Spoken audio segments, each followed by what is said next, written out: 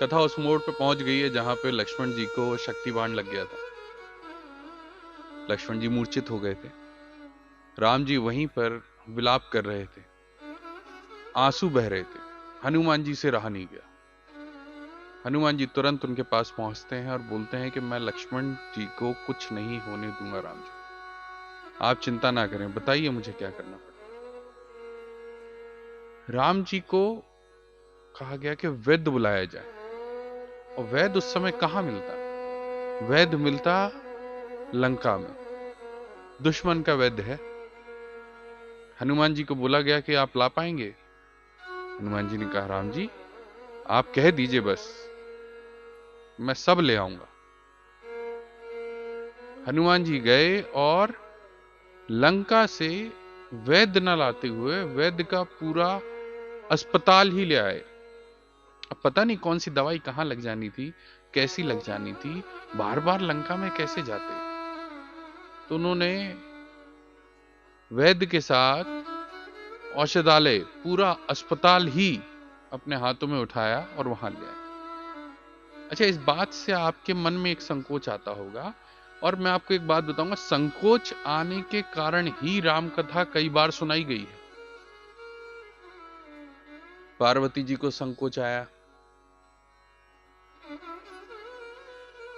काकभूषणी जी को से सुनने गए कौन? गरुड़ भगवान। गरुड़ भगवान को संकोच आया था, है ना? जब भी कहीं संकोच आया है, कथा सुनाने कोई ना कोई पहुंचा है। और आज की तारीख में जो यहाँ पे कथावाचक या हम कथा अगर सुना रहे हैं, तो आप में से कई लोग संकोच में हैं। बात मानिए, संकोच की आवश्यकता है ही नहीं। भगवान जब धरती पे हैं, तो वो मनुष्य की बनाई हुई नीति का प्रयोग करेंगे। मनुष्यों के लिए जो नीति बनाई गई है, अगर उनकी पत्नी को कोई ले जाता है तो वो विलाप करेंगे, ढूंढेंगे जंगल में। अगर किसी को वैद्य की जरूरत है तो वो वैद्य को बुलाएंगे। हर जगह आप देखिए, कोई चमत्कार नहीं हो रहा है कहीं पे। नीतियां उन्होंने जो प्रयोग में लाई हैं, वो सारी की सारी मनुष्य के लिए है, मनुष्य के द्वारा इस्तेमाल की जाती हैं, वही नीतियां हैं। इनके अलावा कोई और नीति नहीं है। अब कहने को तो वो भगवान है ना? भगवान है तो वो छूते ही लक्ष्मण जी को सही कर सकते थे। यहां तक कि लक्ष्मण जी को किसी प्रकार की कोई शक्ति भी नहीं लगने देते, क्योंकि कहते भगवान को सब पता है, तो फिर क्यों लगने देते। मगर जब शक्ति लग गई और लक्ष्मण जी मूर्छित हो गए, तो उन्होंने भी किसे बुलाया? वैद्य को बुलाया। भले ही दुश्मन का वैद्य था, मगर वैद्य को बुलाया। और वैद्य ने आके भी कोई चमत्कार नहीं किया है, किसी भी प्रकार का जादू टोना नहीं किया, तंत्र विद्या नहीं करी, मंत्र नहीं फूके। उन्होंने भी कहा कि एक औषधि है जो इनका जीवन बचा सकती है, और ये औषधि कब चाहिए? सुबह होने से पूर्व ये औषधि चाहिए है। यही ना होता है, आप हॉस्पिटल जाते हैं, किसी भी चीज के डॉक्टर के पास जाते हैं, डॉक्टर बताता है ना 1 महीने के अंदर हमको ये ऑपरेशन करना पड़ेगा, ये दवाइयां हमें देनी पड़ेंगी, नहीं कहते? यही होता है, यही मनुष्य नीति है, और यही राम जी ने भी अपनाया है।